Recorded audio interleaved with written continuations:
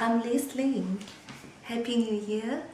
We just finished celebrating the Chinese Spring Festival. That means the spring comes, and although it is still covered by the snow outside, but we have to prepare for the spring, and we have to work hard for the new year now. And Coco Chanel said, "Your room reflects your life." That's really true. And I think my rooms are very messy right now, so I'm gonna choose starting from cleaning my houses. No, I don't have houses.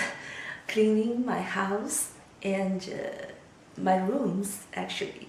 Organize them very well, and just the start of a new year and a new beginning. A good beginning is the half of success.